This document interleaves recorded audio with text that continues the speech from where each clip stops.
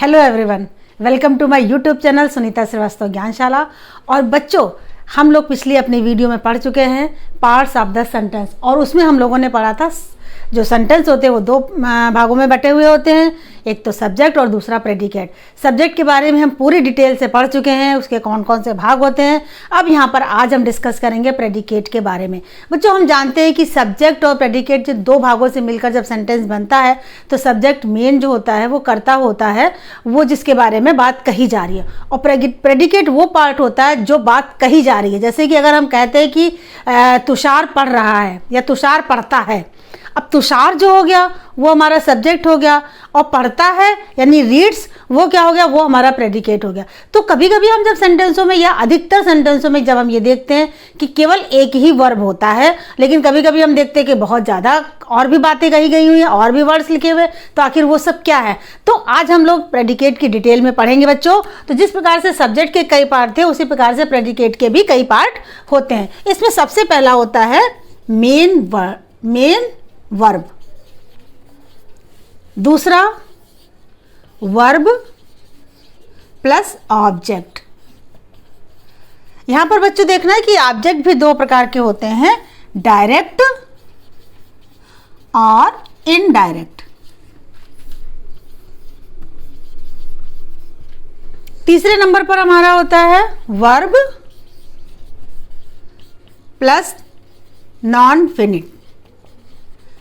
यहां पर non finite के अंतर्गत हमारा जिरंड और दूसरा हमारा जाएगा इन्फिनेटिव। चौथे नंबर पे हमारा है वर्ब प्लस कॉम्प्लीमेंट। कॉम्प्लीमेंट मतलब नाउन और एडजेक्टिव। इस प्रकार से चार भागों में हमारा ये प्रेडिकेट भी बटा हुआ होता है। कभी मेन वर्ब ही होगा, कभी वर्ब और ऑब्जेक्ट जो दो प्रकार से ना डायरेक्ट और इनडायरेक्ट अलग अलग या एक साथ भी हो सकते हैं। तीसरा वर्ब प्लस नॉन फिनिट यानी जिरंड और इन्फिनेटिव हो सकते हैं। वर्ब प्लस कॉम्प्लीमेंट, नाउन और एडजेक्टिव। तो इस प्रकार से ये चार भागों में बढ़ा है बच्चों। इस बार हम लोग पहले तीन के बारे में डिस्कस करेंगे, वर्ब प्लस ऑब्जेक्ट, और तीसरे नंबर पर वर्ब प्लस नॉन फिनिट। इनके बारे में हम लोग डिस्कस करेंगे, एक एक बार समझेंगे ताकि हमारे मन में कोई भी जो है कंफ्यूजन ना रहे। सबसे पहले बच्चों यहाँ पर पहला है नंबर 1 पर ओनली वर्ब। Only verb. अब यहाँ पर बच्चों हम देखते हैं केवल वर्ब की बात की गई। इसका हम एक सेंटेंस के द्वारा समझ सकते हैं कि जैसे लिखा हुआ है ही राइट्स, वो लिखता है।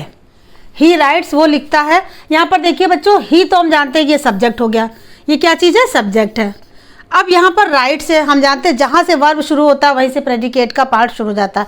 राइट माने लिखना, यानी राइट जो है वो वर्ब है, यहाँ से प्रेडिकेट स्टार्ट हो रहा है, लेकिन केवल एक ही वर्ब है जो मेन वर्ब है। तो इस प्रकार का जो हमारा जो पार्ट होता है उसे बोलते हैं ओनली वर्ब, यानी केवल एक ही वर्ब से यहाँ पर दिखाया गया है। दूसरे नंबर पर बच्चों आ जाता है वर्ब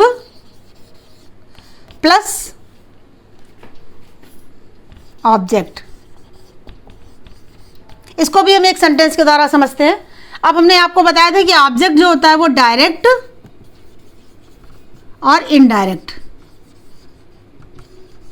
दो तरीके से हम एक सेंटेंस लिख लेते हैं यहां पर ऑब्जेक्ट के लिए।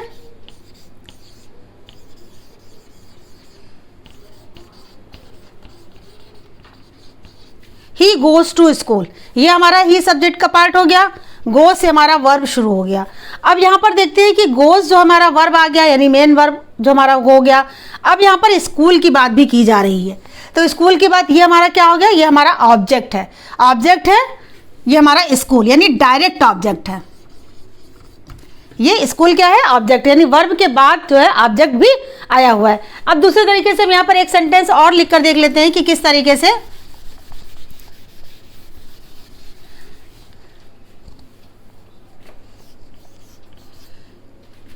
He writes a letter for me। अब यहाँ पर देखिए ही तो हमारा सब्जेक्ट हो गया। अब writes a letter for me, अब एक जो राइट है वो तो हमारा वर्ब हो गया, मेन वर्ब। अब इसके बाद लेटर भी लिखा हुआ है, मी भी लिखा हुआ है, तो ये क्या चीज़ है? लेटर जो है वो हमारा डायरेक्ट ऑब्जेक्ट है। क्या है? ये डायरेक्ट ऑब्जेक्ट है हमारा letter.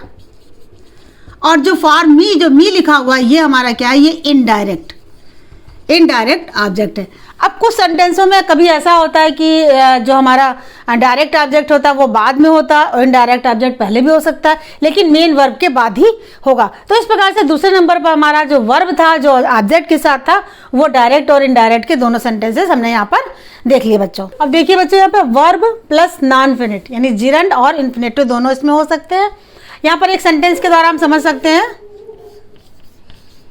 He likes swimming.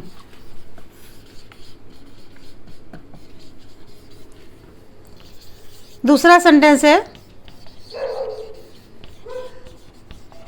They want to swim. अब दोनों सेंटेंसों में आप ध्यान दीजिए, मैंने दोनों इसलिए लिख दिए ताकि कोई भी जो है कंफ्यूजन ना रहे। ही लाइक्स स्विमिंग, लाइक से वर्ब शुरू हुआ। अब यहाँ पर देखिए आईएनजी लगाकर इसको कंप्लीट किया जा रहा है कि स्विमिंग, वो स्विमिंग करना पसंद करता है, यानी कि जो वर्ब है उसमें भी मेन वर्ब के बाद जो सहायक क्रिया लगी है उसमें आईएनजी लगाया गया है। अब दूसरे सेंटेंस में देखिए, दे वांट टू स्विम। अब यहाँ पर जो ऑब्जेक्ट है, ये स्विमिंग क्या है? यहाँ पर ऑब्जेक्ट का वर्क कर रहा है। उसी तरीके से टू स्विम भी ऑब्जेक्ट का ही काम कर रहा है, लेकिन यहाँ पर आईएनजी लगा हुआ है और यहाँ पर जो ऑब्जेक्ट है वो शुरू हुआ है टू से, तो यानी ये क्या हो गया? ये इन्फिनेटिव हो गया। और ये हमारा क्या हो गया? ये जिरंड हो गया।